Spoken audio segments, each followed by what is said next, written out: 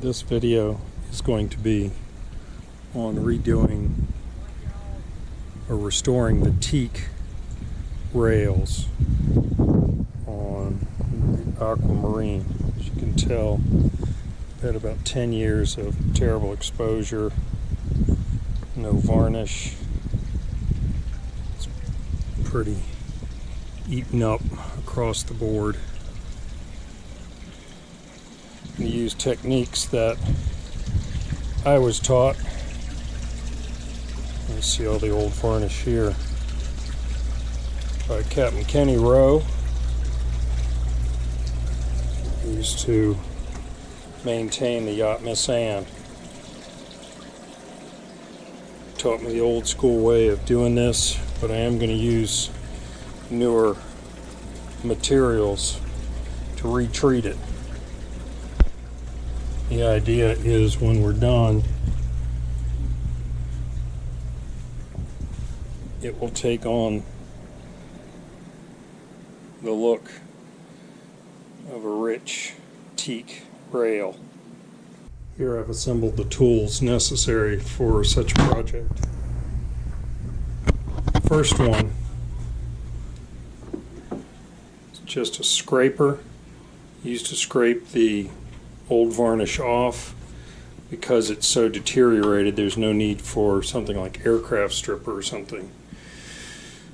A putty knife to get into some of the nooks and crannies. Lots of sandpaper to go on the orbital sander, which has actual variable speed. I use that so I don't cut too far into the teak.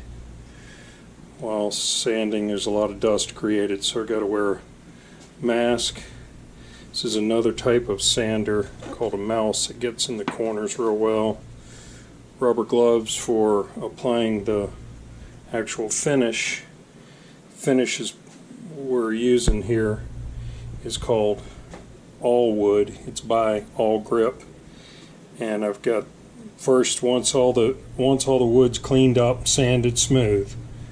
You go over it with a primer, and then you come right back over the primer. Depending on heat, you can almost do it less than an hour. You come back with the gloss and you start building it up with that. The first couple of coats, I'll add a brushing reducer so that it's thinned and goes into the wood a little bit more. And of course we'll be in the sun, so we'll have to have a little sunscreen going on. And then we'll finish off with some 320 grit to build up between layers.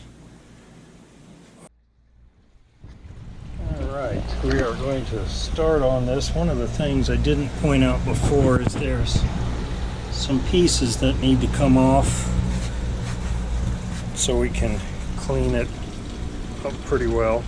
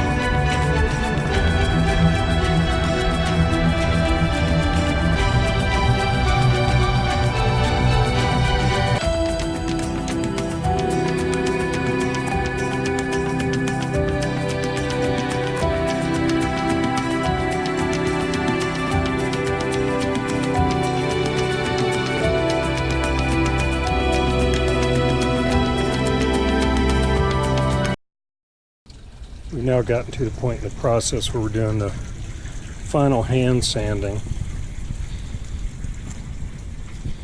Thought I'd show you how we're doing that. Basically using a 3M pad with some 180 grit.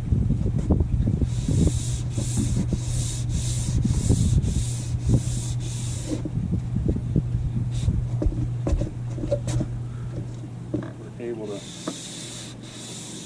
take the curves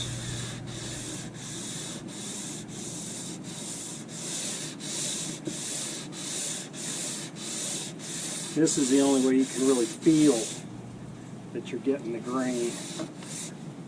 Kind of hear it, feel it. A lot of people will actually do this with gloves on. Probably smart, but I go barehanded just so I can feel it.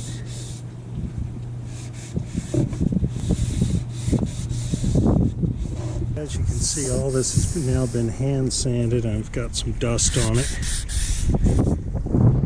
But it's going to require now that everything be wiped down with acetone.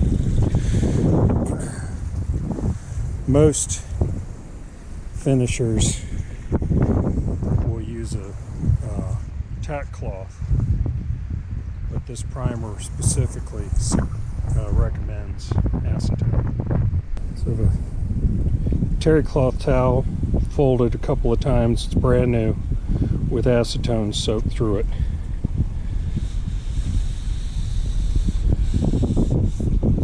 So, and you see how much dust gets pulled off right away. Now I'm going to take the clean edge, do it again. Still quite a bit. So I do that a couple of times to make sure that it's nice and dust free. Priming, which I do a little bit, well, not differently, but one of the options is with a rag instead of a towel. Instead of a brush. I feel I have better control over it.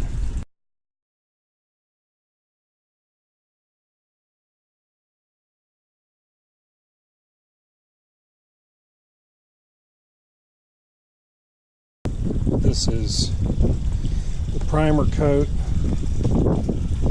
on the railing. Get into the shade a little bit where it'll show up a little better, I think.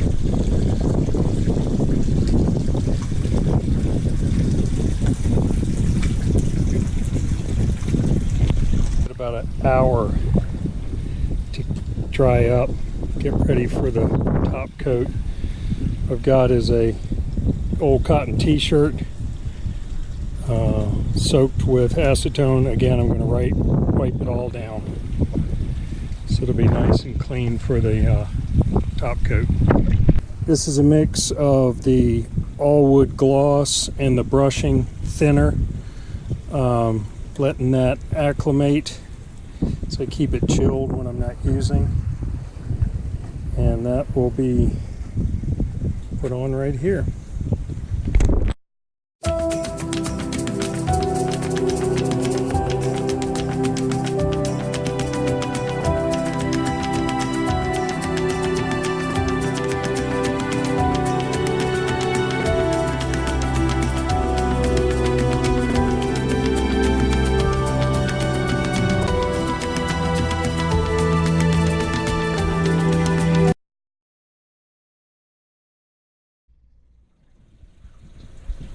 The first application of the finish coat is complete. It's actually had a few days to dry, and that was just because I was traveling. You now see the richness of the wood underneath.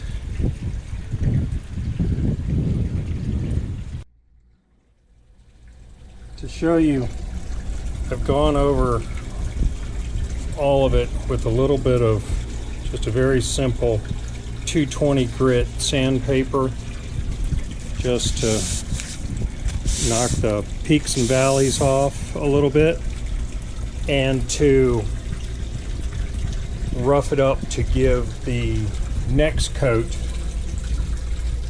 some good purchase. Again, using a cotton t-shirt with acetone, I am going to wipe off what I have just sanded so there's no dust and no oils of any type on any of the surface that needs to be varnished. Rolling on the finish coat, I actually use a roller with a foam pad, and I can get good coverage over the whole thing really quickly. No brush strokes, no stray brush hairs.